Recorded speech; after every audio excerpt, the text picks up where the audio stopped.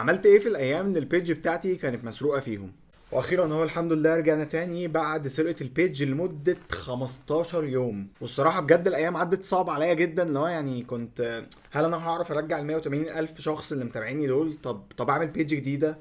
طب اكلم هاكر طيب يحاول يمشي لي الدنيا شمال زي ما هي اتاخدت مني شمال، ولا اعمل ايه بالظبط؟ هقول لكم بقى دلوقتي البيج اتسرقت ازاي. اصلا كنت راجع من بره الساعه 11 كده وقاعد بقلب في فيسبوك، فالمهم لقيت واحد هندي يعني داخل بيقول لي ازيك خبيبي، هديك 1000 دولار وتعمل لي اعلانات خبيبي.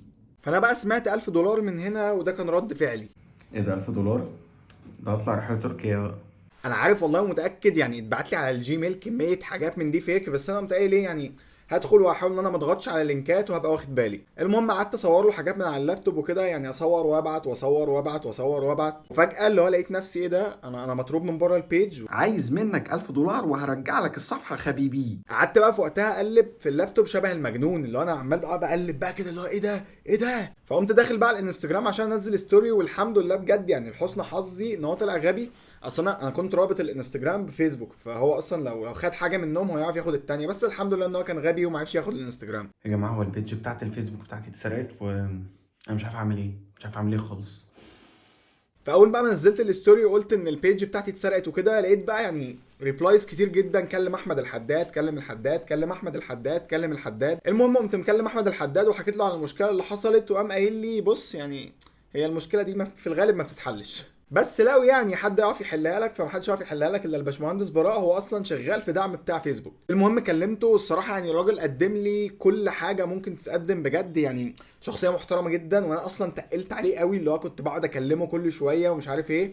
فطلب مني شويه بيانات كده بعتها له، يعني عشان نبعتها للدعم بتاع فيسبوك، عشان يعني نثبت لهم ان يا جماعه ايوه انا الشخص صاحب البيج دي، مش الراجل الهندي ده. وقام قايل لي بقى في الاخر يعني ما تقولش لحد، اصل احنا يعني يعتبر يعني رفعنا قضيه وكده، فالموضوع اللي هو ما ينفعش ناس كتير تعرفه بقى يعني وكده، بس ده كان رد فعلي اصلا. يا اسطى بص، براء ده جامد جدا يا اسطى. بص هو شغال في الدعم بتاع فيسبوك وهيرجع لي الصفحة وش يا اسطى. يا اسطى بص، ده شكله جامد جدا. ونزلت بقى تاني يوم الكليه، وكان اصلا يعني اللي هو انا ماشي في كميه ناس عرفتني ما عرفتنيش في اي يوم من ايام حياتي قبل كده.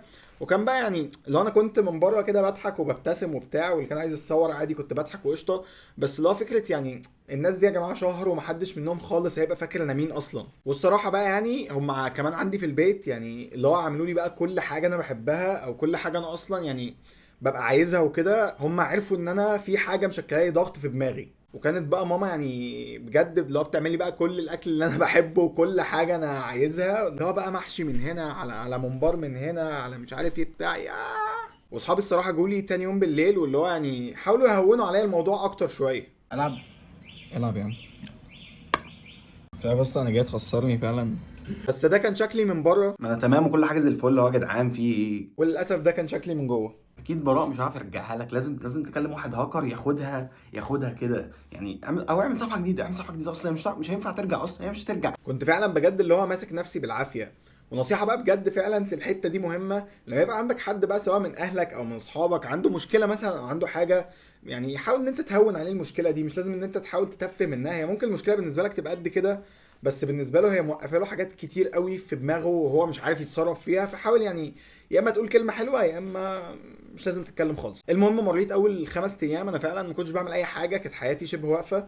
بعد كده بقى بدات يعني انزل الجيم شويه، بعد كده بدات اذاكر اعمل حاجات، اللي هو بدات حياتي ترجع يعني الى حد ما طبيعيه، بس حابه اللي هو انا متضايق ومخنوق، وحابه اللي هو يعني ايه هو ان شاء الله خير، هو اكيد خير وكده. وحاجه اصلا انا كنت مثبتها في الايام دي، او في الايام او قبل ده ب4 ايام، كنت بقرا كل يوم نص جزء قران، ده بعمله لحد النهارده.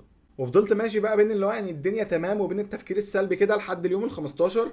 اليوم ال 15 ده بقى انا رجلي اصلا اتصابت فيه وانا في الجيم، ونزلت للدكتور وبتاع، وقال لي ان انا هقعد من التمرين اسبوع وكده. فاللي هو بقى يعني اللي هو الدنيا عماله بتتراكم بقى فوق دماغي كده. هو انا فعلا يعني كان مزاجي بقى وحش جدا. فالمهم روحت، وعلى العصر كده كنت قاعد باكل، ففجاه لقيت الباشمهندس براء بيكلمني وبيقول لي مبروك صديقي، الصفحة رجعت. هو اكيد ما قالهاش بسماجة كده، بس هو قالها احلى من كده يعني.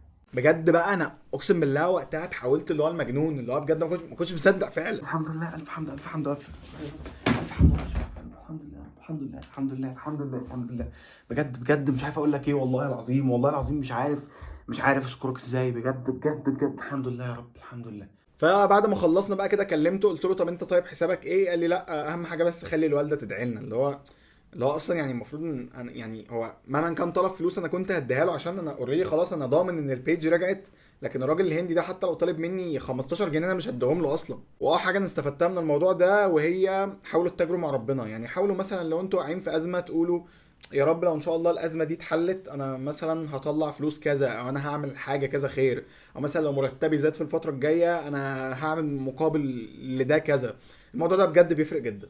بس كده رجعنا اهو تمام، والدنيا الحمد لله بقت زي الفل. بس برضو الناس اللي مش على الانستجرام، برضو انا حابه هرش لكم على الانستجرام ده سمسم والله يا جدعان. يعني الناس اللي مش هناك والله فايتها حاجات بجد، ريلز وحاجات جامده بنزلها هناك. وبس كده. لو بقى انتوا بتتفرجوا على اليوتيوب ما تنسوش بقى يعني تعملوا سبسكرايب وتشغلوا الجرس اللي تحت ده، ولو بتتفرجوا على فيسبوك ما تنسوش تعملوا لايك للبيج، وهتلاقوا الانستجرام بتاعي تحت لو حابين تتابعوني هناك. واشوفكم تاني قريب. يلا سلام. كنتوا وحشني والله يا جدعان بجد. مش عارف انا بس مين اللي هيتفرج على الوقت ده كله والله يعني.